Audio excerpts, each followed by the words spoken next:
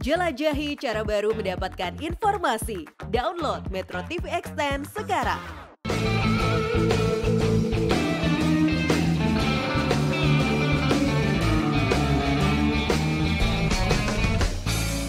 Di negeri ini banyak kiai yang unik, nyentrik, baik pembawaan, baik perkataan, dalil-dalil yang disampaikan, maupun juga gaya berdakwahnya. Kiai-kiai yang unik ini menjadi perhatian banyak orang. Salah satu yang menjadi idola saya adalah Gus yang satu ini yang hari ini saya undang. Namanya adalah Gus Ahmad Muwafiq. Terima kasih Gus, sudah mau hadir. Pertanyaan pertama ini penting Gus, mengenai rambut. Ini perbedaan ekstrim antara kita dua. Rambut panjenengan ini adalah keunikan, tapi banyak menimbulkan pertanyaan. Ini kalau boleh dicek panjangnya udah seberapa ini rambut ini? Oh panjang. Sampai saya lihat di pinggang itu ya. Ya, sampai segitulah. Cuman kan diikat. Diikat supaya kelihatan lebih rapi gitu ya. Ya, tapi kalau dibuka nanti modis tadi. Tapi Gus, kalau rambut model gini kan cuma dua sebenarnya. Ya, kalau nggak seniman, preman. Lah Anda ini apa? Masuk kategori yang mana? Ya terserah Mas Andi aja. Saya didatangkan ke sini sebagai preman apa sebagai seniman? Sebagai ulama tentu aja, sebagai kiai dan sekaligus Gus ya. Tapi boleh tahu nggak, ini udah berapa lama nggak dipotong rambutnya? Baru setengah bulan yang lalu. Waktu naik haji? Oh naik haji saya potong, tapi kan nggak panjang. Lah potongnya berapa senti?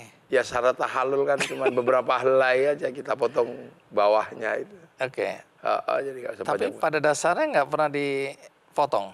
Jadi pada saat apa dipotong begitu ya? Dulu biasanya ibu saya yang motong. Ibu? Atau enggak istri. Kenapa begitu? Karena dulu kalau dipotong tuh demam. Oh, jadi ini bukan alasan gaya-gayaan tapi memang ada. Dulu pokoknya setiap potong langsung demam. Oke. Ini dari kecil ini? Iya. Jadi saya itu kayak trauma kalau dipotong mesti demam habis itu. Jadi harus ibu yang motong? Ya karena yang bisa narik rambut saya ibu. Karena kalau nggak lari saya. Jadi ya jadi kalau dipotong misalnya waktu kecil ya sering dipotong, cuman kalau dipotong terus habis itu greges. Demam. Oh jadi trauma lah, kalau bisa nggak usah. Mungkin ya karena dulu kan waktu kecil kan pakai peso dikerok-kerok. Oh. Ya jadi terus lama-lama ya dibiarin aja deh. Jadi dulu problemnya waktu itu demam aja. Oke, jadi itu alasan utama sebenarnya. Ya terus akhirnya kan juga nggak boros kan kalau orang rambutnya panjang. Nggak pergi ke salon, nggak potong. Tapi ngabisin shampoo, kalau saya kan nggak. Nggak juga, karena ini juga jarang disampo. Lu kan kiai juga bukan pekerja. Saya lihat ada video terakhir itu main hujan-hujan itu. Saya bilang, nah itu memang hobi saya. Hah? Hobi. Ini kan anak-anak biasanya senang kalau ada hujan kita main hujan. Semua anak saya dan saya, hobi saya hujan-hujan. Ada makna atau cuma senang aja? Ya kata Al-Quran kan tegas. Air yang turun dari langit itu adalah air barokah, ya sudah. Saya di Mekah itu musim dingin, waktu bulan Desember hujan, semua orang lari, saya hujan-hujan aja di situ. Dan tidak sakit? Enggak. Ini kan sehari-hari ini paling rapi nih saya lihat Anda ya. Biasanya cuma pakai kaos oblong aja ya. Kalau sendalnya ya dari dulu begini lah. Enggak, ini lebih bagus. Oh ini lebih bagus? Lebih bagus. Ya terima kasih. Mau kesini kan harus pakai sendal. Biasanya jepit swallow itu. Tapi sebagus-bagusnya ya. Ini sebagus-bagusnya. Nyuwun sewu nggih Gus ya. Ya Chanel. Iya kan. Dia namanya juga alas kaki aja bagus-bagus. Iya. Oke. Orang kan kalau udah lihat saya itu kan lupa baju saya, lupa. Yang mau dicari kan sayanya. Iya. Bukan sendalnya, bukan bajunya. Iya, menarik. Iya. Gus, ini bagus juga nih statement ini Gus. Saya teringat ya percakapan saya dengan seorang teman. Di negeri ini orang lebih menghargai kemasan daripada isi. Artinya orang menghargai orang yang wow tampil dengan jas mahal, dasi mahal, sepatu mahal, mobil mahal. Itu kesannya lebih dihargai, dihormati. Kita nggak tahu hartanya dari mana. Tapi pokoknya orang yang tampil seperti itu dimuliakan. Mereka lebih menghargai kemasan. Nah, ini kalau menurut Anda bagaimana ini? Ya itu pilihan sih sebenarnya. Pilihan dan tergantung karakter orang gitu kan. Tapi saya sendiri ngerasa kalau begitu tuh capek. Misalnya pakai serban, ini kan capek. Padahal orang itu kan mau cari kita, bukan cari serbannya. Jadi orang sebenarnya yang dicari ya, lepas dari penampilannya. Iya, karena yang datang ke tempat saya itu kan dinamikanya nggak bisa dihitung. Ada yang bermasalah dan sebagian besar bermasalah. Gitu. Yang dicari itu saya, kalimat saya, bukan penampilan saya.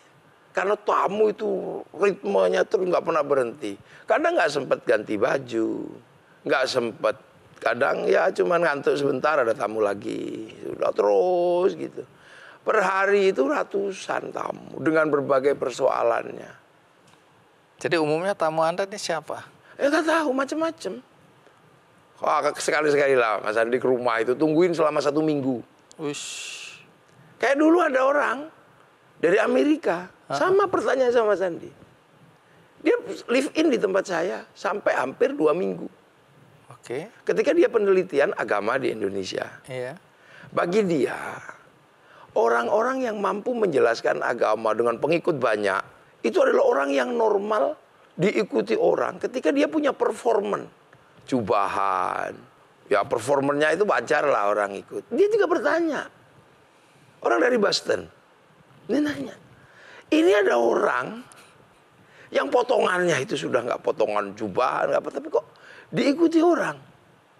Nah, karena dia punya mungkin penelitian tentang ketuhanannya itu mungkin versi dia.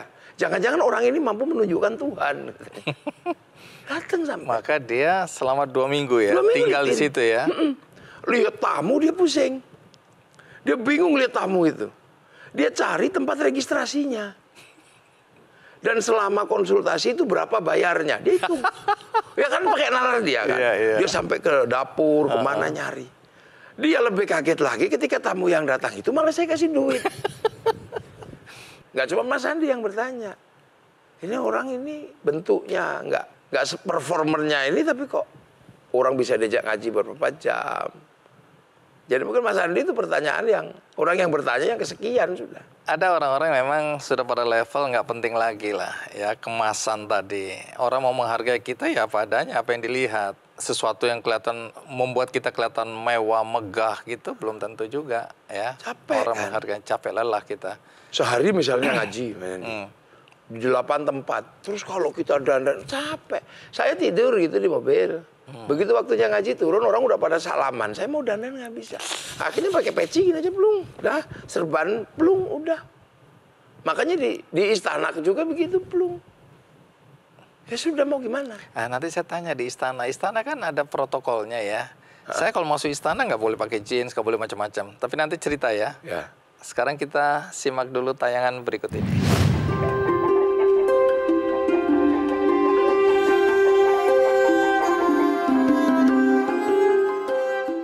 Kiai Haji Ahmad Muwafiq yang akrab dipanggil Gus Muwafiq atau Cak Afik adalah seorang ulama dan tokoh Nahdlatul Ulama.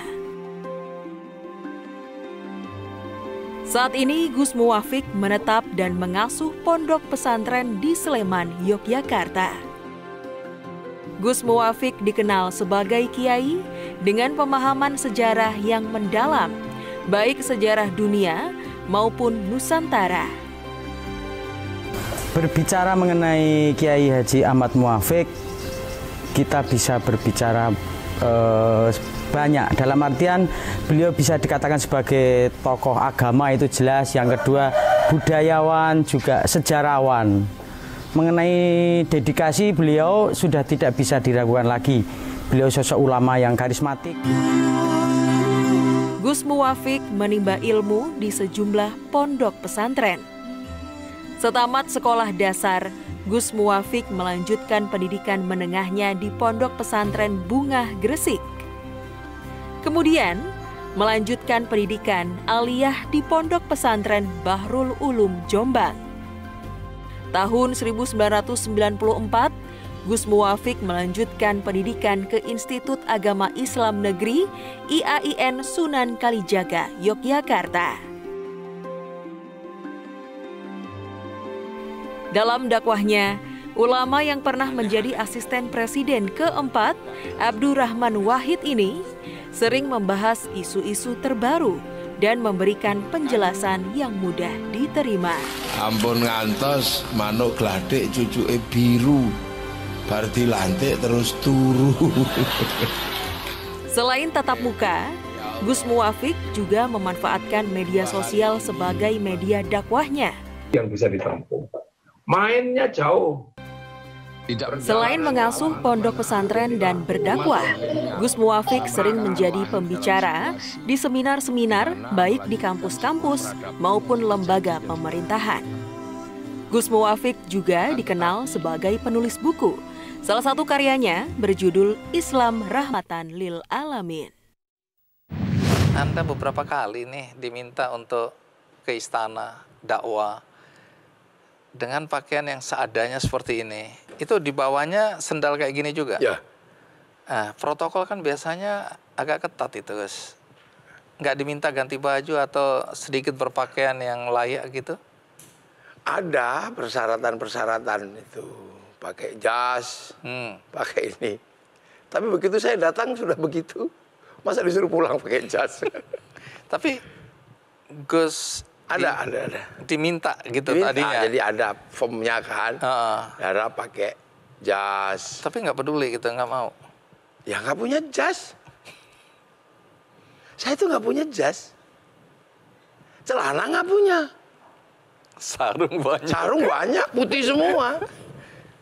Oke, jadi nggak apa-apa itu akhirnya masuk ya. Namanya diundang oleh presiden namanya ya. Diundang. Itu nggak risih gitu. Sayanya nggak risih, nggak tahu yang lihat. Tapi nggak juga, waktu itu happy-happy aja. Dari waktu yang mestinya tidak sekitar 20-an menit, itu bisa berubah menjadi 1 jam. Kalau asisten pribadi Gus Dur itu bagaimana ceritanya kok bisa jadi? Itu asisten dunia lain.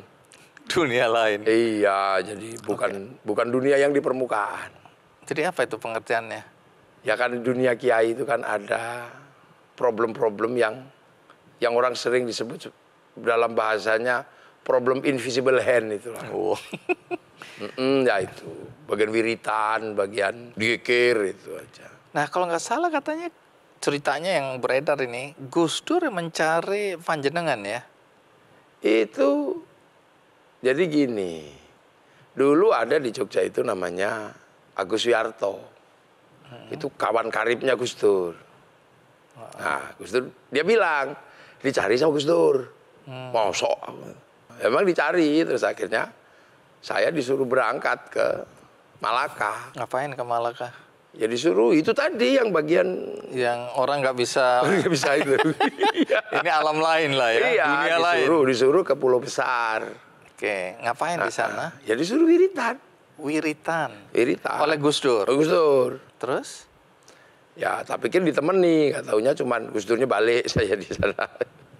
Di Pulau Besar itu ada makam gede. Ini tunggu dulu, sebelum itu kan Anda waktu itu masih mahasiswa ya? Masih. Nah, terus kemudian waktu ketemu Gus Dur, sama Gus Dur diperintahkan ini, wiritan dulu? Iya, berangkat gitu aja. Anda berangkat? Berangkat. Terus di sana ada di Malaka ini ya? Di Malaka. Oke. Di sana kan ada seorang wali. Nah, ini cerita tentang wali ini kan hanya di NU aja, makanya cerita ini kalau menjadi cerita publik kan jadi lucu juga. Apalagi cerita yang orang nggak percaya wali gitu. Ini kalau di kalangan NU khas, dan itu biasa aja, di situ ada makam wali. Yeah. Namanya Syekh Ismail. Keturunan keempat Syekh Abdul Qadir Al-Jilani di situ. Syekh Abdul Qadir Al-Jilani itu Sultanul Aulia, rajanya para wali. Mungkin dia dalam bahasa Mas Andi santo lah ya. Oke. Iya. Nah ini kan sesuatu yang hari ini memang menjadi sangat rumit ketika dibicarakan. Karena ini wilayah-wilayah yang sangat dalam pandangan positivistik, ini kan nggak realis. Gitu kan, ini kan nggak realis. Nah, itu makanya hal-hal seperti ini menjadi ketika disampaikan ke ruang publik, ya ada yang happy aja, ada yang itu ngomong apa gitu kan.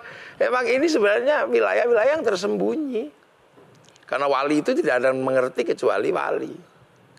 Oke. Dan itu hanya bakasan-bakasan di kalangan santri. Berapa lama Anda di Malaka? Ya sehabisnya Asmaul Husna itu. Asmaul Husna kan 99. Oke. Ya sebanyak itu harinya. Terus ketemu sesudah ular. Itu balik ketemu Gus Dur. Ya sudah. Karena di beberapa foto kan Anda ada di belakang Gus Dur, di samping Gus Dur. Itu sudah foto sudah zaman Gus Dur berkuasa itu. Iya. Nah, kalau itu kan sebelumnya. Oke, iya. Tapi kan belakangan kemudian Anda dipanggil oleh Gus Dur kembali, terus mendampingi. Enggak juga. Kalau dunia lainnya aja. Jadi kalau ada Anda berarti ada sesuatu. Ada sesuatu gitulah. Nah itu tanya aja Sulaiman. Oke. Jadi kalau ada sesuatu yang apa gitu, panggil. Ya gitu aja tadi. Bukan yang resmi-resmi pakai jas gitu. Makanya kiai itu kan tugasnya banyak. Karena di Jawa itu kiai itu kan ada yang juga cuman manusia. Mas Andi. Ada Kebo juga Kiai Slamet.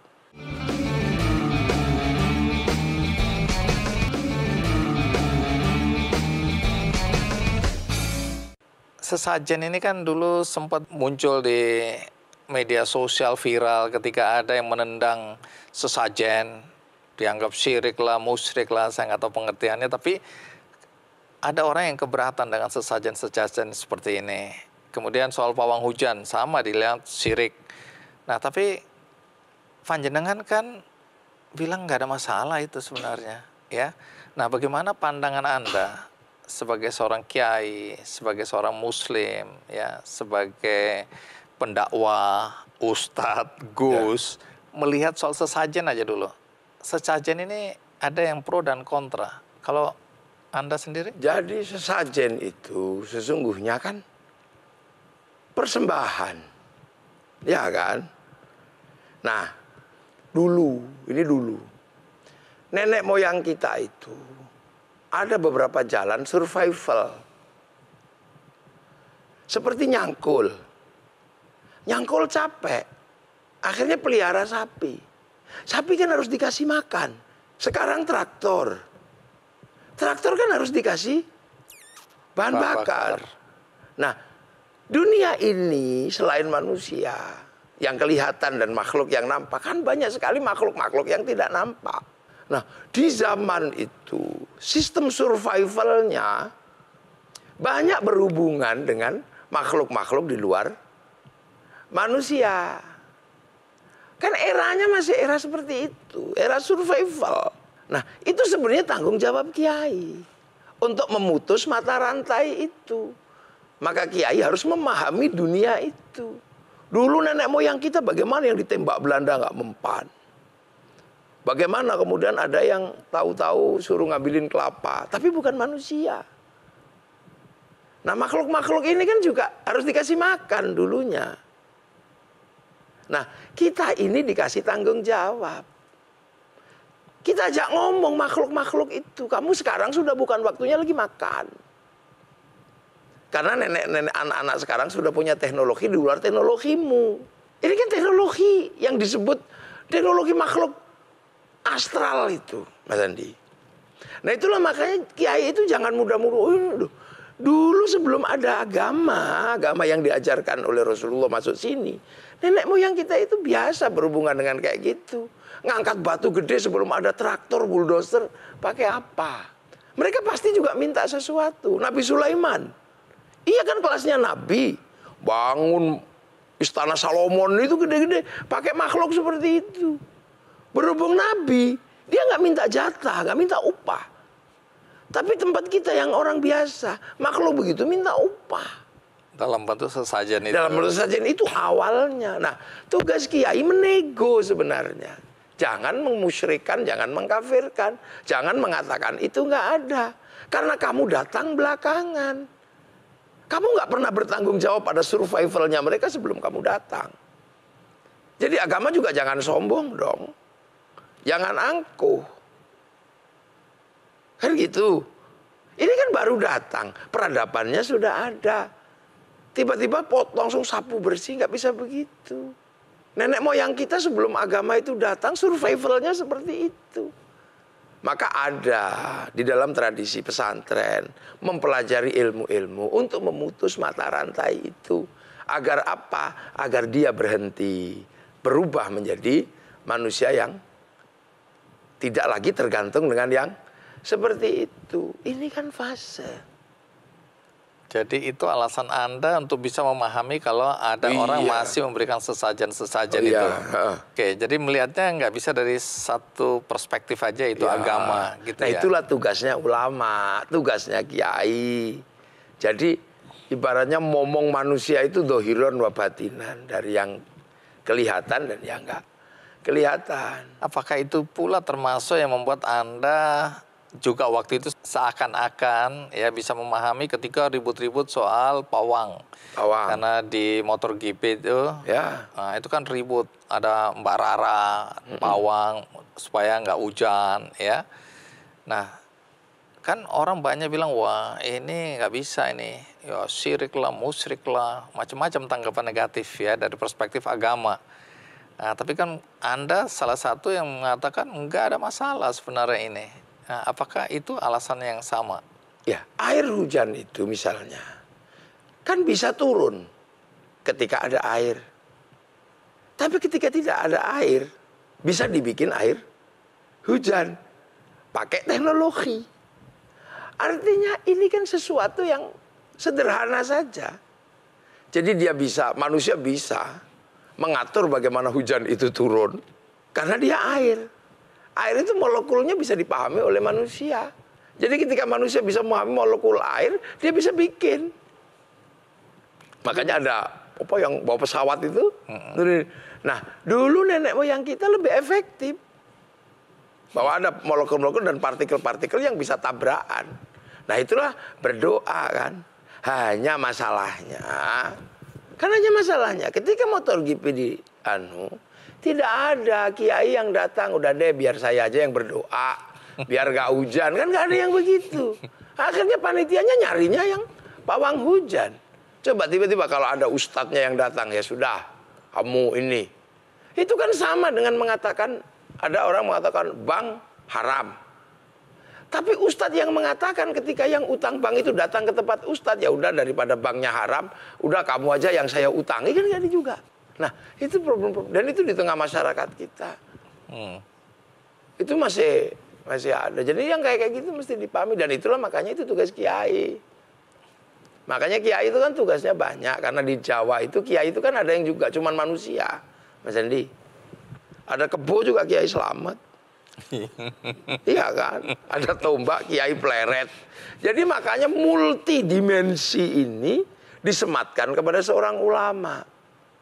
Yang dalam bahasa Jawa disebut kiai agar bisa mewakili mata rantai ini seperti apa. Mata rantainya tombak kiai pleret, mata rantainya tombak kebu kiai selamat, mata rantainya kiai haji. Kan gitu.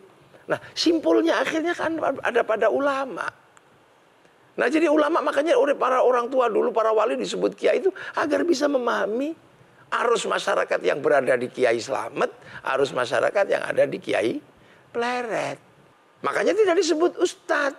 Kan gitu. Makanya tempatnya langgar. Karena di situ punya dinamika apa saja agar umat bisa masuk berada di situ. Kalau musola hanya tempat sholat. Makanya kiai itu langgar. Muridnya ya macam-macam. Kalau tilmidun, muridun, itu hanya belajar agama. Tapi kalau santri, itu ya isinya ada yang sambat, nggak punya uang. Ada yang problemnya, makanya namanya sudah kiai. Makanya karena kiai dulu dipakein jubah. Tapi karena ustadz dipakein jubah, begitu kiai, jubahnya dipotong. Kan? Baju syar'i dipotong, potongannya jadi syar'un ini. Dulu di Jawa nggak punya huruf ain, punyanya mogo potongo, maka syar'un jadi sarung. Loh, kan orang nggak boleh, jadi lebur bersama masyarakatnya. Maka sebutannya kiai. Sehingga dia harus memahami dimensi kiai-kiai yang lain. Karena kalau kiai ulama ini di luar struktur yang ini, itu kalau nggak ada wasitnya. Karena selalu mengatasnamakan Tuhan. Makanya oleh para orang-orang, oleh nenek moyang kita diturunkan, kamu itu kiai. Sebagai manusia kamu kiai haji, seorang ulama. Tapi kamu harus bisa memahami mata rantainya kiai pleret, kiai guntur madu yang gamelan. Makanya jangan heran kalau kiai itu dinamikanya insya Allah. Dan gak jarang orang tahan menjadi kiai. Oke. Sampai di sini dulu, Gus. Nanti kita akan lanjutkan berkaitan dengan ngambil air di tengah laut tadi. Banyak orang kemudian bilang, wah, Gus Muwafiq ini bisa berjalan di atas air. Ya. Kemudian ada bisa mengangkat panser ya, mobil panser ketika Gus Dur mau dilengsarkan dulu dengan hanya menggunakan tangan kiri. Nah, cerita-cerita ini banyak. Nanti saya mau konfirmasi, apakah ini sebagaimana cerita itu atau ini hoax. Nanti ceritakan ya guys. Sekarang kita rehat sejenak, ikuti terus Kikendi. Jadi soal haram bermain musik dan musik sendiri itu haram, bagaimana pemahaman Anda ini?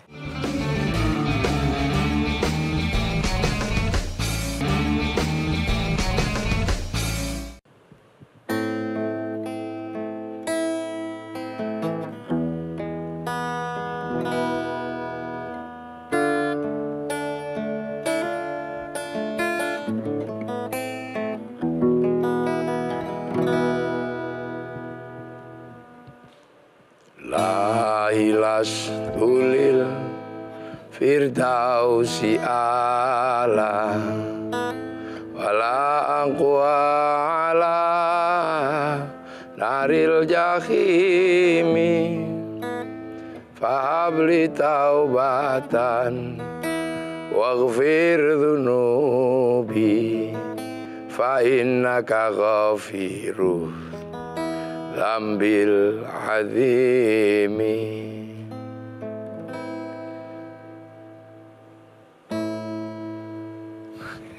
Cukup kan? Tepuk tangan. Kurang banyak jane. Jadi itu lagu judulnya apa dan maknanya apa, Gus? Jadi itu curhatan Abu Nawas sebenarnya. Oke. Jadi ya Tuhan, aku ini bukan ahli surga. Tapi kalau kau masukkan ke neraka, aku jelas gak kuat. Maka ya sudah, ampunilah dosaku. Karena kan kau yang maha mengampuni dosa. Itu Abu Nawas. Abu Nawas. Iya. Itu yang terkenal. Oke, Gus. Lepas dari makna yang Anda ingin sampaikan melalui lagu tadi ya. Kan sebagian orang menganggap bahwa musik itu haram. Alat musik itu haram. Jadi soal haram bermain musik dan musik sendiri itu haram, bagaimana pemahaman Anda ini? Kalau saya sih sederhana aja ya. Bahwa musik itu kan sebenarnya lahir dari suara. Gitu kan, dari suara sebenarnya. Nah, suara di alam ini kan banyak sekali. Masa orang mau ngumpulin semua suara, telinganya entah kemana gitu kan. Akhirnya oleh para seniman mungkin atau siapa dulu, dan bukan juga harus seniman. Bunyi itu dikumpulkan dalam satu ritme yang bisa dimainkan. Ngumpulin bunyi. Yang bikin bunyi itu Allah. Cuman dikumpulin aja. Maka bunyi tergantung mau dipakai apa. Bunyi yang haram itu kan cuma satu. Bunyi sendok di meja makan, tetangganya lapar. Nah itu bunyi yang haram. Bunyi-bunyi ini. Oh, sholawatan pakai terbang. Gitu. Nah, kalau yang sering disampaikan itu kan bahwa Rasulullah mengharamkan musik, gitu ya, musik yang melupakan orang kepada Sang Pencipta. Sekarang saya nanya Mas Andi, nyaman nggak dengan suara tadi? Menyenangkan. Lah ya sudah. Nyaman. Bagi yang nggak nyaman ya sudah, biarin, nggak dipikirin juga. Tapi jadi pemahaman Anda bahwa Islam ini membolehkan musik.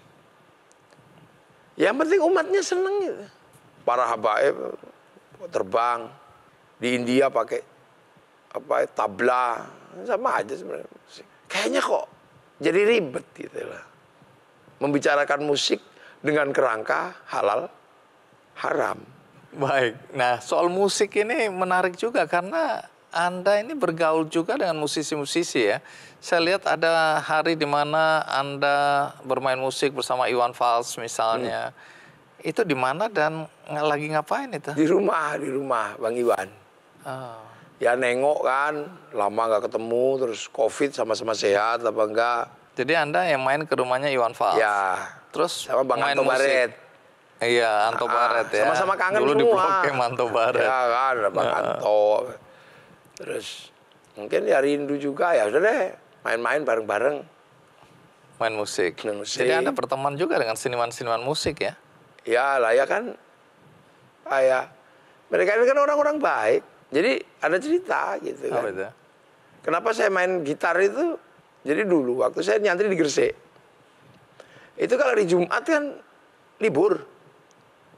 Nah naik truk gitu, tak kemana gitu. Nah yang sering itu ke Tambak Sari di Surabaya itu. Iya. Lihat main bola. Lihat bola. Satu ketika itu kita ke sana kok pintunya ditutup semua. Terus ada suara wah. Apa ini? Begitu bisa masuk, main musik. Saya melihat gitar listrik pertama kali di situ tuh. Kok bisa bunyi itu kenapa? Kalau ini sering yang bolong gini kan, pengamen gitu. Sering. Tapi yang itu kok bisa bunyi cuma digini-gini itu. Nah, besok kalau sudah tidak dimarahi ketika main gitar, saya akan beli itu kan. Nah itu. Nah waktu itu kan masih belum boleh kan. Karena anak santri masih ngaji. Nah itu tadi begitu saya kuliah di IAIN, Jogja. Nah mulai deh. Oh bisa ternyata. Sobek-sobek di sini pertama. Nah itu dari situ terus. Ini belajar sendiri ya? Atau ada yang ngajarin? Ada. Temen gitu? Temen gitu lah dari tongkrong-tongkrong kunci A, B, C, D. Saya masih ingat lagu pertama yang diajarkan itu. Apa itu? Awal dari cinta. Gitu kan punya A. Oh lompat ke A. Awal dari cinta. Ini tanpa bahagia. Jadi gitu. Itu lagu pertama kali yang saya bisa. Sama lagu Tuhan. Pokoknya kuncinya yang nggak aneh-aneh. Nggak pakai kunci berdiri. Oke, itu Tapi saya juga nggak bisa. Nggak bisa membaca not itu nggak bisa. Waktu di istana dulu, ini isu yang muncul ke permukaan. Waktu di istana dulu kan ada penyanyi cilik, kalau Farel ya. Ya.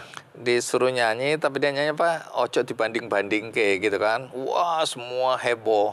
Kemudian kan diminta nyanyi ulang lagi, satu lagu lagi. Terus ada yang usul lagunya itu Joko Tingkir ngombe dawet. Nah, kemudian kayaknya ada masalah itu, terus nggak jadi. Nah, Anda kan termasuk yang marah ketika ada orang yang menyanyikan lagu Joko Tingkir ngombe dawet. Apa masalahnya sehingga Anda kok bereaksi nggak happy atau nggak bahagia dengan lagu itu? Bukan saya sebenarnya sih. Joko Tingkir ini kan tokoh, sosok gitu kan yang ya dia personal gitu. Dia bukan personifikasi apa gitu, tapi personal, ada sosoknya. Seorang raja. Kalau seorang raja aja kan katakanlah ya, biasa aja kita, banyak raja-raja yang kita jadikan lagu. Apa konteksnya dengan agama misalnya? Nah Joko Tingkir itu punya anak Pangeran Benowo. Pangeran Benowo inilah yang menurunkan ulama-ulama di Tanah Jawa terutama di Nusantara. Termasuk Gus Dur. Oh, itu konteksnya. Konteksnya. Jadi ini ada konteksnya dengan ulama-ulama. Iya. Jadi kita harus menghormati ya. Tahu-tahu dinyanyikan ngombe dawet itu kemudian liriknya menjadi kan panjang tuh jadi macam-macam. Kalau Joko Tingkir ngombe dawet itu aja nggak apa-apa. Tapi kan berikutnya itu jadi kemana-mana. Jadi mulai ruwet, mulai apa kan gitu. Kurang respect pada tokoh Joko Tingkir. Oh itu yang membuat Anda juga keberatan. Ya janganlah gitu kan. Oke. Anda pernah dituduh menghina Nabi Muhammad. Ya. Boleh cerita itu kasusnya? Jadi saya ngaji di kampung gitu kan. Jadi saya coba jelaskanlah bahwa orang kampung ini kan jauh dari memahami Nabi selain yang sering diceritakan kan gitu.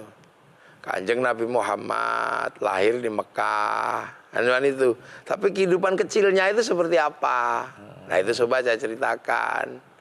Itu loh, dengan bahasa sirah, bahasa sejarah. Sementara yang lain kan belajar Nabi tentang dengan bahasa qasidah. Apa itu? Bahasa bahasa lagu-lagu, bahasa nyanyian kan. Ya bahasa sastra kan tinggi. Anta syamsun, anta badrun, kau seperti rembulan, engkau seperti matahari. Ini kan bahasa syair, bahasa ini ya. Lah sementara yang saya ceritakan itu kan bahasa sejarah. Gitulah. Nah, dengan bahasa sejarah ya. Waktu itu kalimat yang saya sampaikan kan rembes kan gitu. Ya, itu yang di artinya? kampung itu artinya sakit mata. Oke. Ramadan syadidun itu. Kenapa Anda harus menceritakan bahwa Nabi dulu rembes misalnya? Jadi biar orang itu tahu Nabi Muhammad itu hebat. Bener-bener Nabi itu hebat. Hebat itu artinya ya berangkat dari seperti manusia biasa. Qul innama ana basyarum mithlukum. Aku itu seperti manusia seperti kalian. Yuha, tapi aku mendapatkan wahyu. Nah, masa kecilnya kan ya. Misalnya memang ada beberapa hal yang tidak seperti biasanya. Nah, itu cobalah saya ceritakan kepada anak-anak sekarang yang apa aja ditanya gitu loh. Kan waktu itu kan masih belum seperti sekarang medsos kan. Tapi saya yang di bawah itu sudah sering ditanya. Apa Rasulullah itu seperti Superman apa itu kan itu sering ditanya. Jadi Anda mencoba menjelaskannya dengan logika sederhana begitu ya? Aja bahwa Nabi itu juga begini. Tapi begini. dengan kesederhanaan yang Anda ceritakan itu seakan-akan Anda dianggap menghina Nabi. Ya akhirnya makanya saya minta maaf. Memang ada beberapa orang yang menganggap bahwa ini ya sudahlah gitu. Saya minta maaf. Dan Anda minta maaf hari itu minta ya? Maaf aja, minta maaf. Jadi orang suruh saya minta maaf ya saya minta maaf. Nggak ada masalah. Nggak ada masalah juga ngapain. Kenapa harus kemudian pakai stempel Nusantara? Seakan-akan ada yang salah ingin dikembalikan ke yang benar, begitu.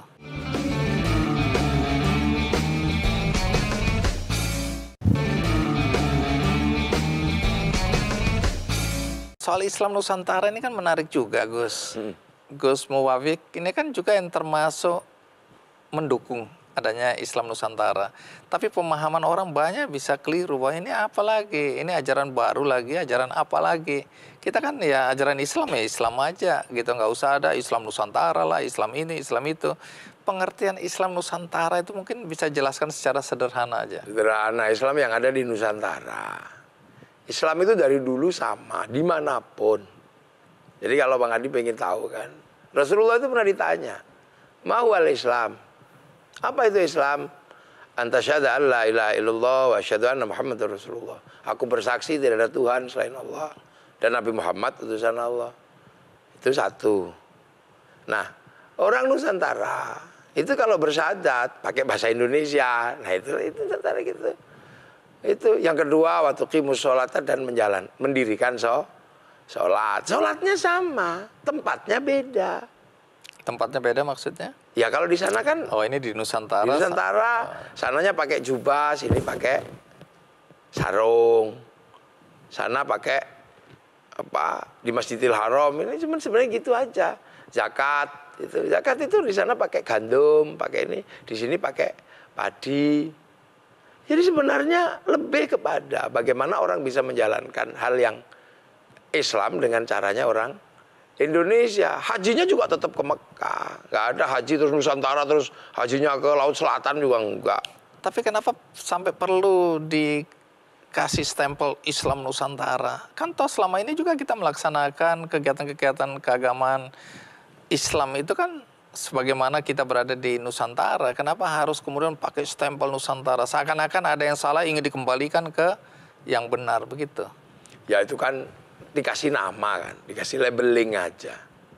Itu kan seperti orang Malaysia punya Islam Hadori. Ada jadi gitu-gitu. Gaya Malaysia. Ada semua ada itu. Jadi hanya orang-orang ini kan kadang nggak pakai baca juga. Jadi nggak ada referensinya, cuma nanya kepada orang yang tidak mengerti. Besok lagi kalau nanya Islam Nusantara, nanya ke NU. Nah, satu hal yang juga sering menjadi pembicaraan dan ini ramai diberitakan karena kasusnya dari waktu ke waktu nggak selesai-selesai, yaitu pelecehan seksual di pondok pesantren. Ya, kita terkaget-kaget lihat ada sekian santri perempuan yang diperlakukan tidak baik oleh ulamanya, ya, oleh kiainya. Nah, ini kan di mana-mana terjadi, guys. Pemahaman Anda tentang situasi dan kondisi seperti ini apa? Ya mungkin ini kan sesuatu yang memang menjadi basic instingnya manusia. Bisa terjadi dimanapun. Pelakunya bisa siapapun. Karena itu kan basic instingnya manusia kan. Yang namanya syahwat itu kan basic instingnya manusia. Itu bisa terjadi dimanapun. Hanya memang ketika terjadi di pesantren itu nggak pantas. Kan itu. Dan itu terjadi. Mungkin di tempat lain juga ada. Makanya kan sesungguhnya itulah yang sedang dikerjakan oleh para ulama. Apa itu? Mengelola syahwat. Nah, itu terus. Nah, mungkin ada yang belum bisa mengelolanya, itu aja. Banyak.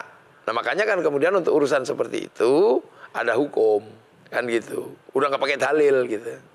Kalau dalilnya pasti banyak lah. Pembenarannya pasti banyak. Ini tentang ini. Tapi karena ini memang basic instingnya manusia.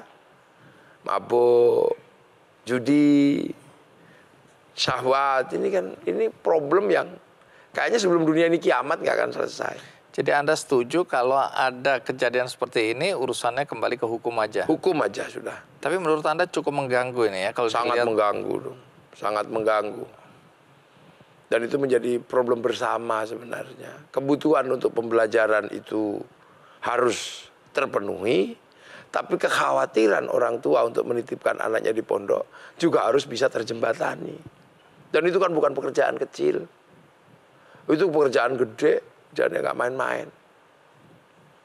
Gitu. Kalau dalam konteks ribut-ribut Al-Zaitun, ini ada ajaran sesat, ya, kemudian dipersoalkan juga dari mana dan seterusnya. Tapi kalau Anda melihat kasus Al-Zaitun, pembelajaran apa yang bisa kita jadikan pembelajaran dari kasus ini? Ya sebenarnya kalau kasus Al-Zaitun itu kan sudah bang dari lama kan. Dari waktu ke waktu. Iya karena gak ada syuting aja sebenarnya. Iya. Udah lama. Panji Gumilang itu memang begitu itu. Jadi kalau sekarang kemudian dengan bukti digital bisa dibawa ke ranah hukum ya bisa aja sebenarnya karena memang dari dulu ya, orang Islam terus kemudian menggunakan salamnya Yahudi gitu ya. Ya itu kalau di pesantren kan aneh. Tapi kalau di luar pesantren kan biasa aja, shalom gitu kan. Tapi kalau dalam pesantren ya. Jadi apa yang bisa kita pelajari dari kasus Al-Zaitun ini? Ya hati-hati aja mondokin anak kan gitu. Proses mendapatkan keterwakilan itu cuma ada dua. Kalau punya teman ngajak teman. Kalau nggak punya teman beli.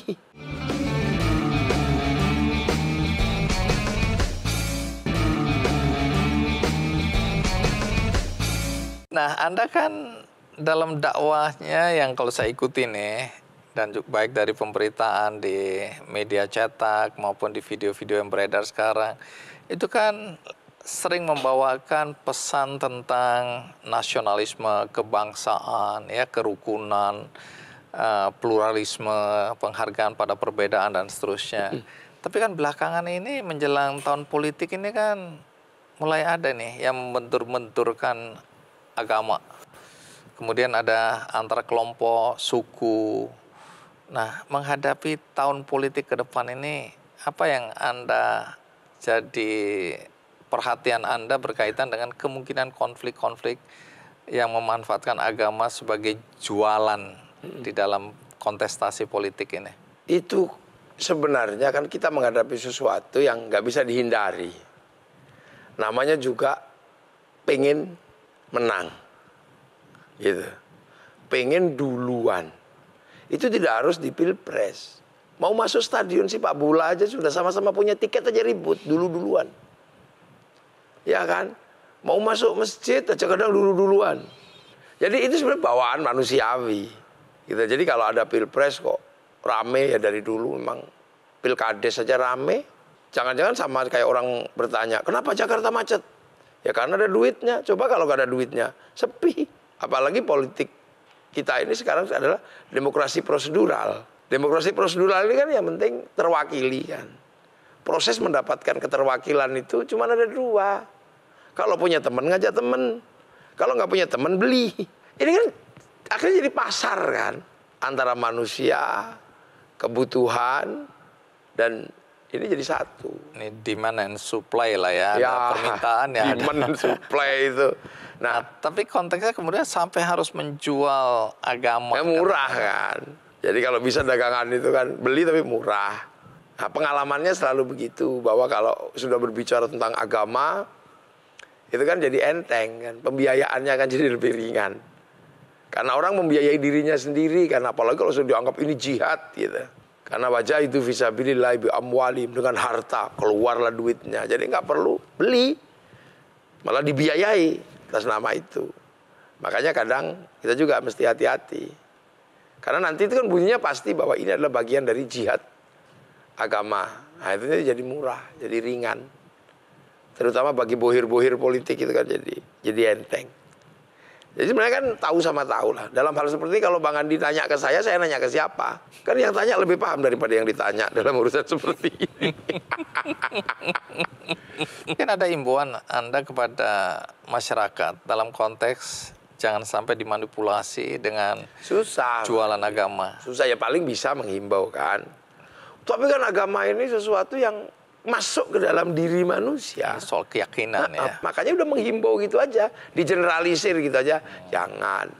Gus, ini tadi kan saya udah terlanjur cerita ini soal kesaktian Anda yang banyak beredar di media sosial juga ada ceritanya, dari mulut ke mulut juga ada ceritanya. Soal ambil air itu yang diperintah oleh Gus Dur ya. Nah, waktu itu kan air itu sinarnya itu ada di tengah laut. Laut ya. Dan dengan ombak sebesar itu dan laut sedalam itu, Anda bisa mengambil sampai ke titik di mana ada sinar itu. Bagaimana nalar kita bisa? Jadi sama Mbah Hakim itu, Mbah Hakim Nganjuk. Iya. Pondok pesantren sekarang. Mbah Hakim ini ya. Mbah Hakim itu mursyid Sadiliyah. Wah, itu laut. Nah, kita itu kayak nggak inget aja. Jadi, nah itu airnya ambil ya, kita ambil gitu aja. Setelah di pinggir baru inget lah, ini kan tadi laut. Jadi itu nggak bisa diceritakan pakai logika manusia. Kan gitu. Jangankan tentang itu, tentang cintanya nggak bisa diceritakan dengan logika. Susah, saya juga nggak bisa cerita. Jadi sering kejadian kayak gitu, Mas Andi. Terakhir ini misalnya, kita juga lupa. Ini cerita, sekedar cerita aja ya. Iya. Di Mekah kemarin kan kreditnya luar biasa. Nih, saya kreditnya luar biasa. Jadi antara Mina sama Makkah itu tidak ada alat angkut, sudah macet semua. Taksi macet, apa-apa macet. Saya sama istri. Terus, ya udah deh kita setelah ini nafar awal kita ke Mekah. Nah, istri saya bilang, ayo mas, siapa tahu nanti kita bisa, kalau enggak ya jalan kaki kan gitu. Orang nyari angkutan nggak ada, semua kendaraan berhenti. Tiba-tiba ketika saya keluar, itu ada base tulisannya Indonesia. Zam-Zam Abadi itu, kalau nggak salah Zam-Zam Abadi. Nah, saya berdiri di antara kerumunan orang yang demikian banyak. Tiba-tiba ada base itu berhenti. Kernetnya datang ke saya, Kiai ikut saya aja kalau mau ke Mekah. Saya naiklah ke base itu, yang lain nggak boleh masuk. Isinya cuma 2, saya sama istri saya. Diantarlah sampai ke Mekah, sampai ke hotel. Sampai di hotel, saya telepon, aku sampai hotel. Mana mungkin, kata saya video call, saya sampai. Itu ingat juga ketika sudah sampai di hotel itu. Di address hotel di Jabal Umar. Tadi itu base apa? Ini baru kemarin. Jadi ketika itu kita nggak tahu. Kita sadar setelahnya. Setelahnya, itu base apa tadi? Oke, menarik ya. Ini pengalaman spiritual ya, sesuatu yang mungkin secara logika sulit diterima akal sehat lah ya. Logika sederhana kita nggak mudeng gitu loh, nggak bisa memahami ya. Termasuk waktu Gus Dur, detik-detik Gus Dur mau dilengserkan itu, ketika wah tentara, panser, tank mulai itu. Nah semua orang cerita, tapi saya nggak tahu ini benar atau tidak. Saya selalu menganggapnya ini hoax. Nggak tahu itu yang saya angkat itu panser apa Ada yang bilang Anda angkat dengan tangan kiri aja panser itu. Nah itu yang saya angkat. Untuk digeser supaya apa? Nggak tahu arahnya, meriamnya itu mengarah kemana. Saya bisa cerita nggak apa yang terjadi? Jadi gini, Bang Andi.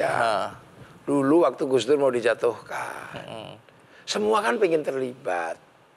Membela Gus Dur. Bela Gus Dur. Oke. Tapi kan problemnya beda. Gus Dur ini problem parlementarian. Yang datang ini ekstra parlementer. Jadi bulat aja di sekitar gedung itu. Tapi Anda sadar nggak waktu ngangkat panser itu? Ya nggak tahu gini terus tiba-tiba gini. Nggak tahu itu yang saya angkat itu panser apa enggak. Tapi kata orang-orang sih panser. Tujuannya apa waktu itu Anda ngangkat itu? Agar tidak kenabrak ini kan. Orang kan udah capek. Beberapa bulan nggak tidur semua terlentang. Saya khawatirnya kalau panser ini jalan terus, ini clear kan pembersihan. Itu kan pembersihan di sekitar istana. Jadi semua yang sudah ini harus bersih. Sementara Gus Dur dengan beberapa ulama membuat orang memang tidak boleh lagi di sekitar istana. Karena Gus Dur tiba-tiba dengan beberapa kiai membuat surat pindah. Gus Dur ini kan dibikinkan surat pindah oleh RT RW untuk pindah kembali ke Ciganjur. Artinya kalau orang mau bela Gus Dur, itu ya belalah ke Ciganjur. Sehingga apa? Sehingga tidak terjadi keributan di istana. Karena Gus Dur sudah bukan presiden, sudah warga Ciganjur. Tapi kan orang nggak bisa terima, Bang Andi. Nah orang nggak terima ini nggak ngerti mau apa. Pokoknya taunya Gus Dur harus tetap jadi presiden. Para pendekar, para apa yang pulang datang ke situ sudah pamit istrinya, udah pamit mati, pamit apa. Sementara Gus Dur enak saja, ya sudah gitu aja kok repot kan. Ini tadi yang di luar ini kan banyak pas orang-orang yang sudah bahwa yang namanya bela kiainya masuk surga gitu itu udah tidur. Nah di saat pembersihan itulah mungkin itu. Anda menghindari orang kegilas atau orang celaka gara-gara panser. Jadi kesedihan kita tentang jatuhnya Gus Dur itu sudah lebih berat daripada mengingat sesuatu di luar itu. Jadi orang memang sedih, semua itu nangis semua. Jadi hari-hari memang jadi sedihnya luar biasa. Jadi kesedihan, tapi bahwa itu tidak terjadi pertumpahan darah itu sudah luar biasa karena Gus Dur bikin surat pindah. Jadi secara fikih akhirnya kalau mau membela Gus Dur haram kalau di istana karena Gus Dur sudah pindah ke Ciganjur. Dalam wawancara saya dengan Gus Dur hari-hari itu memang dia cerita, artinya dia bilang kalau dia nggak mencegah waktu itu pertumpahan darah luar biasa. Karena yang dari berbagai pelosok terutama Jawa Timur mau datang semua itu. Baik, ada satu lagi cerita yang berkaitan dengan ya mau dibilang mistik, mau dibilang kesaktian, mau dibilang apapun juga sesuatu yang secara logis susah diterima akal sehat. Ketika Anda pamit dari pondok pesantren Anda mau ke makam Wali Songo ya, bersiarah ke makam Wali Songo. Itu kalau pakai logika saya nggak tahu, Anda jalan kaki pakai kendaraan atau apa harusnya 3 bulan. Tapi baru 3 hari Anda pulang dan Anda menyatakan Anda sudah bersiarah ke Wali Songo. Itu bagaimana menjelaskannya? Jadi diminta, jadi kan ada santri-santri itu kan cari ijazah kan dulu.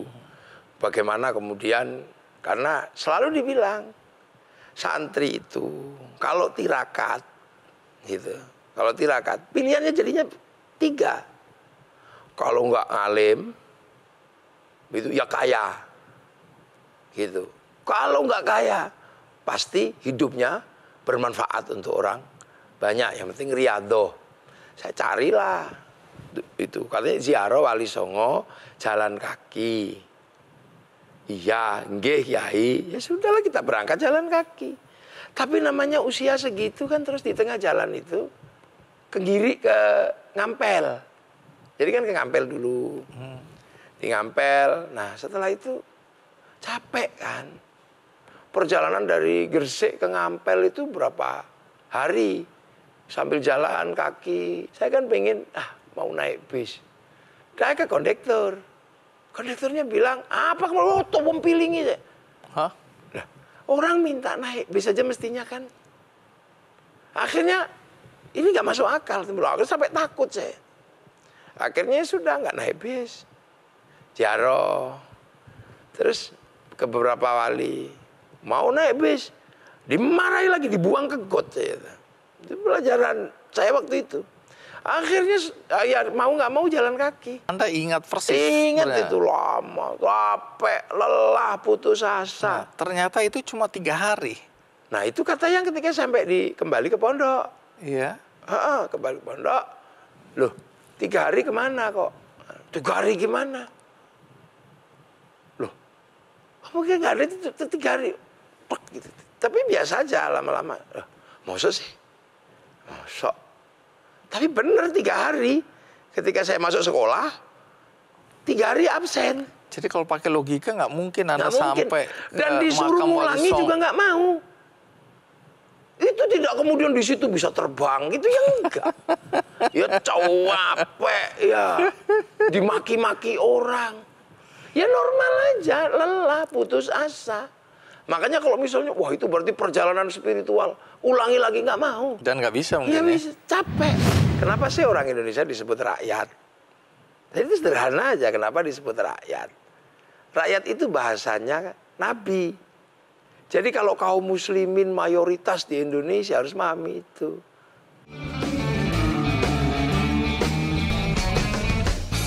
Kita kembali ke dunia nyata dulu. Ya. Dunia nyata ketika Anda juga dimarahin lah beberapa orang yang keberatan. Dimarahin ya, tanda kutip ya. Orang yang keberatan ketika Anda tampil di sebuah film ya. Judulnya My Flag, Merah Putih versus Radikalisme. My Flag itu bendera ya, merah putihku melawan radikalisme. Nah film itu kan Anda di istilah anak sekarang itu dirujak gitu. Iya. Gara-gara katanya di situ Anda seakan-akan mengadu domba umat Islam dan sekaligus merendahkan, melecehkan, apalagi istilah memfitnah atau apa ya, perempuan Muslim. Karena ada pertarungan yang antara 2 wanita, ada yang menggunakan cadar dan ada yang tidak dan seterusnya. Pertama itu film dibuat untuk apa ya? Siapa yang membuat? Jadi kalau Bang Andi pengen nanya, sampai hari ini saya juga gak pernah lihat itu filmnya. Hah? Ya. Kenapa begitu? Yang orang tahu bilang, Gus ada ribut-ribut, lumrah lah hari begini gitu aja. Saya itu belum pernah lihat itu filmnya. Tapi kan Anda dibully, Anda dirujak, Anda dimarahin, Anda bahkan dianggap mengadu domba begitu? Saya itu, jadi dulu waktu itu kan di PBNU. Iya. Di PBNU itu ada namanya Pak Imam Pituduh. Pak Imam Pituduh ini datang ke rumah, Gus, syuting yuk. Nah, saya kan duduk ngaji. Saya lagi ngaji gitu di syuting. Rangkaian berikutnya kan saya nggak tahu. Jadi tidak diceritakan dulu, Gus, ini kita akan bikin film ini, Gus akan berperan begini, nanti ada adegan begitu, begini. Enggak ada. Mana berani dia ngatur kiai. Oh, jadi Anda sama sekali tidak tahu. Ya ngaji gitu Anda aja. ngaji, karena banyak sekali pandangan Anda yang Anda sampaikan melalui ngaji itu yang berkaitan dengan memang kebangsaan, Ya. kebinekaan. Tapi Anda nggak tahu bahwa itu kemudian diisi dengan adegan-adegan lain. Nggak tahu. Tapi saya kalau sudah urusannya PBNU, saya tahu pasti maunya bagus. Gitu Baik, aja. tujuannya baik. Pasti tujuannya baik. Karena Dan ini anak-anak kesannya kalau dari judulnya My Flag Merah Putih versus Radikalisme, ini kan berkaitan dengan ribut-ribut, ada kecenderungan bahwa kalau kita lihat dari hasil polling atau surveinya atau risetnya Wahid Foundation, Setara, itu kan anak-anak muda sekarang sudah banyak yang kemudian pandangannya, sikapnya radikal gitu ya, pertumbuhannya signifikan. Mungkin konteksnya itu ya, untuk bagaimana mengembalikan rasa nasionalisme kita dan mengurangi pemikiran-pemikiran radikal mungkin. Iya, itu kan narasi besar yang kenapa saya nggak pernah mempersoalkan gitu loh. Kalau paling yo dibully gitu aja. Karena apa? Ini kan manusia ini dengan hidup dalam konteks ruang terbuka seperti ini. Terbukanya informasi, terbukanya apa saja ini kan memungkinkan orang-orang betul menduplikasi. Karena itu menduplikasi, karena mengidentifikasi dirinya kan susah sekarang. Paling mudah untuk menduplikasi. Satu contoh misalnya agak sedikit melebar ya Bang Andi. Bangsa kita ini kan pernah menghadapi tekanan yang luar biasa. Tahun 48, ketika Hitler jatuh.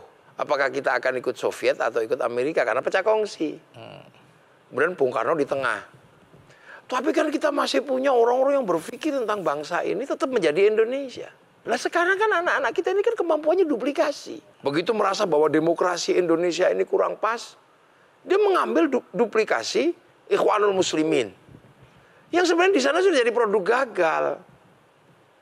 Ketika membayangkan tentang kekuasaan, dia membayangkan tentang khilafah tahririyah, yang sebenarnya di sana juga sudah gagal. Jadi anak-anak sekarang ini memang eranya. Kalau dulu kan sistemnya laduni. Laduni itu dalam bahasa agama adalah sebuah ilham yang diberikan oleh Allah langsung. Nah, bangsa yang berhasil itu sebenarnya kan bangsa yang bisa melakukan produksi. Ini kan dipaksa menjadi bangsa konsumen kita ini. Jadi bangsa yang gede ini dipaksa jadi pasar. Sadar atau enggak? Nah, agar tetap menjadi pasar, kebanggaan pada bangsanya dinafikan orang pada bangsa ini, sehingga makanan yang laku ya bangsa yang ini laku. Ini pasar gede. Oke, jadi Anda melihat ini sebagai bagian dari memang strategi untuk menjadikan Indonesia ini negara pasar ya, di mana produk-produk itu dijual, kebanggaan pada bangsa sendiri tidak tumbuh dan berkembang, kita nggak akan jadi negara adidaya, sehingga kita akan terus menjadi pasar. Ya. Oke, jadi ini pragmatis sekali cara berpikir Anda. Artinya kita nggak terlalu melihat tinggi sekali bahwa ini adalah perjuangan ideologi, tapi sebenarnya ini adalah memang faktor eksternal yang mengganggu bangsa kita. Masuk aja. Jadi coba drakor masuk, wah ibu-ibu menangis. Setelah drakor apa yang masuk? Semua makanan Korea, produk Korea masuk. Ya, menarik sekali. Ini soal kebangsaan dan kekhawatiran tumbuhnya pemahaman radikal di kalangan anak-anak muda, ya. Lepas dari tujuan akhir, apakah itu kita mau dijadikan pasar, tapi kan sudah terasa ini ada konflik-konflik ya di kalangan masyarakat kita. Jadi apa yang harus menjadi perhatian kita sebagai bangsa agar bangsa ini tetap bisa bersatu, ya, tetap bisa menjadi bangsa yang dicita-citakan oleh para pendirinya, ya, hindari konflik dan lain-lain. Jadi apa nasihat Anda? Jadi kembali ke sesuatu yang sudah dicanangkan oleh para pendiri bangsa. Misalnya hal yang paling sederhana. Kenapa sih orang Indonesia disebut rakyat? Jadi itu sederhana aja, kenapa disebut rakyat? Rakyat itu bahasanya Nabi. Jadi kalau kaum muslimin mayoritas di Indonesia harus memahami itu. Itu sederhana, rakyat. Rakyat itu bahasa Nabi, kullukum ra'in wa kullukum mas'ulun an ra'iyati. Kalian adalah para pemimpin yang harus hidup saling bertanggung jawab antara yang mimpin dan yang dipimpin.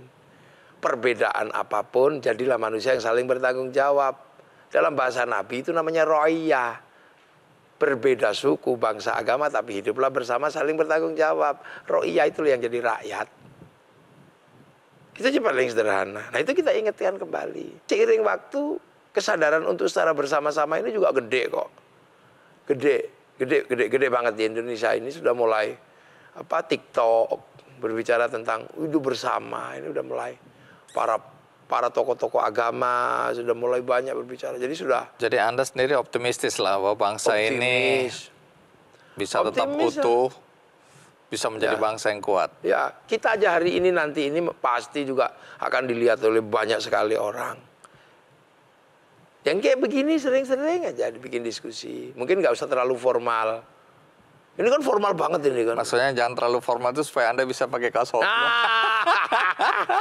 Oke Gus, terima kasih banyak Gus. Ya. Jadi kita banyak belajar hari ini ya tentang berbagai hal ya, masalah agama, masalah nilai, masalah kebangsaan. Jadi terima kasih Anda mau hadir di acara Ki Candy. Ya.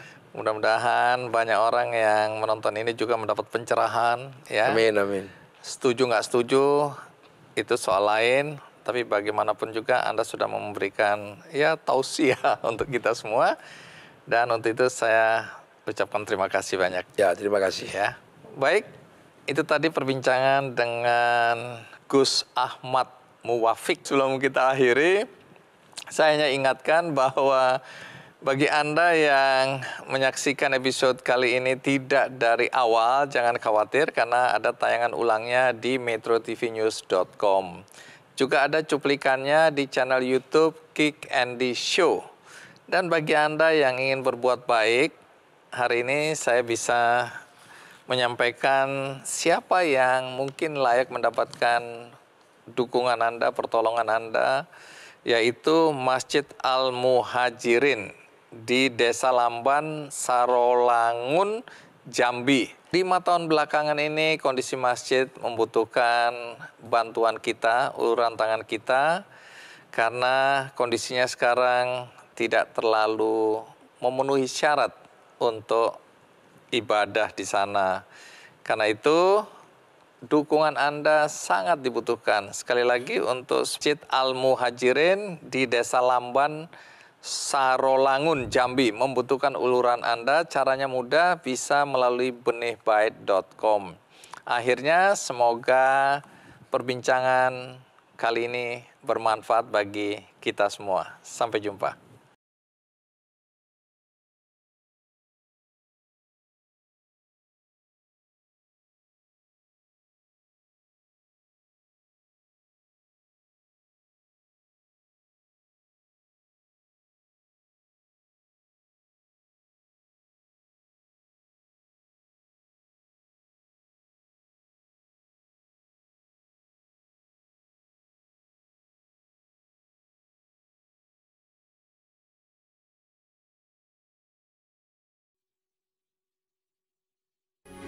Metro TV